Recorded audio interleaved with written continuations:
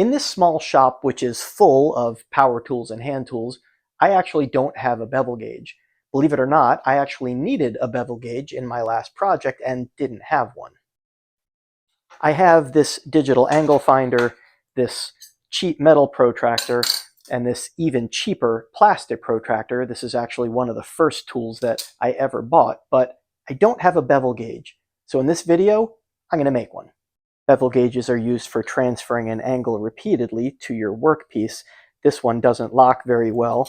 This one locks very well, but it has a very, very narrow or shallow ledge for me to put this on. And if I want to flip it over, there's no ledge at all. So that's what a bevel gauge is for. I've seen videos on YouTube of people making bevel gauges with very expensive hardwoods like walnut and cherry, but as usual, I'm going to try to do this as cheaply as possible. I have this piece of 1/4-inch poplar, which has been sitting in my corner collecting dust for years. I like that it has 2 different colors, so I might try to incorporate that into the design. I also found this piece of sapele or African mahogany in my scrap bin, so I might use that too. I like the size of this, so that's probably what I'll go with.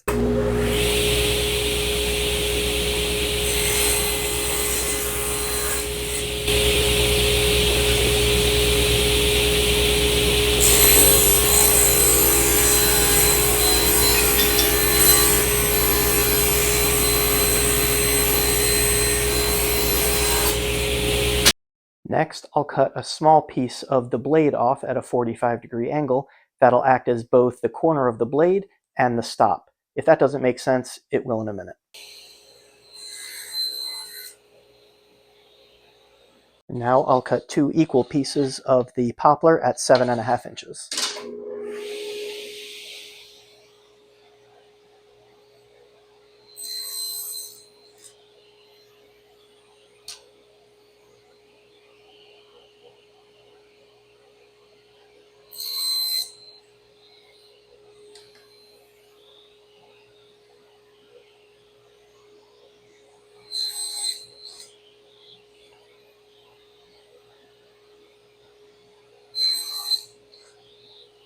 Now I'll do some marks for the pivot hole.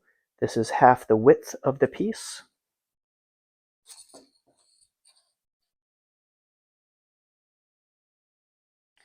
And I will also use that to mark the semicircle that I will cut out. I'll drill this hole on both pieces together at the drill press, and then I'll go to the bandsaw and cut this radius out.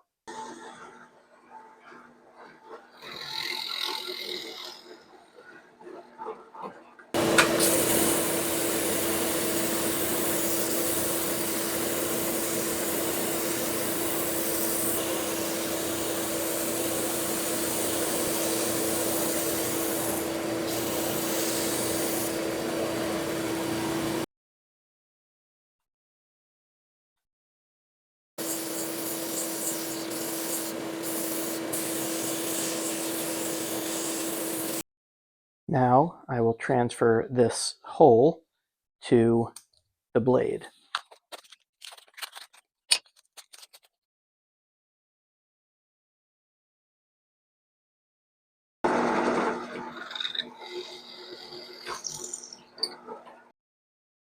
Now I need to extend that hole to a slot to right there, and I'll do that on the router table with this 3/16 inch straight bit.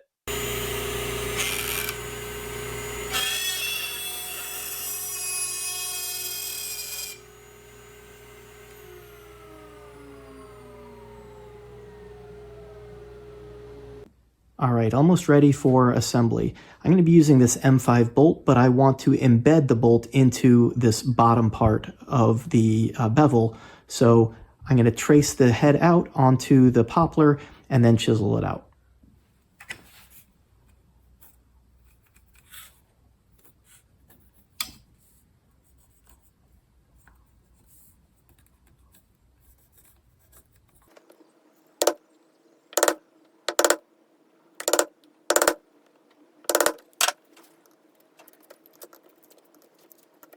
All right, that is done. The bolt head is now completely embedded and it doesn't spin. May not be pretty, but that'll work. And now we're ready for assembly.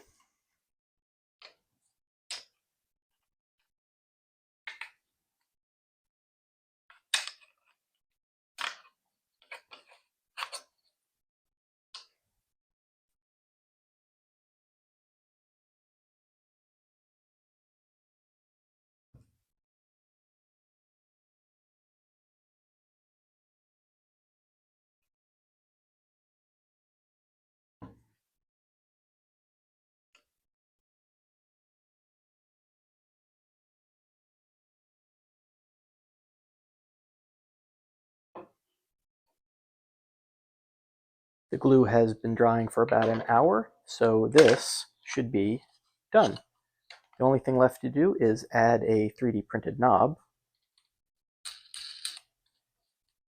and it should be ready to go. So now, if I want to trace, say, that angle,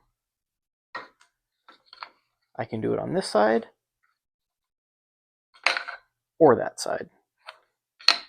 And because the edges are rounded, if I need to take, say, this inside measurement,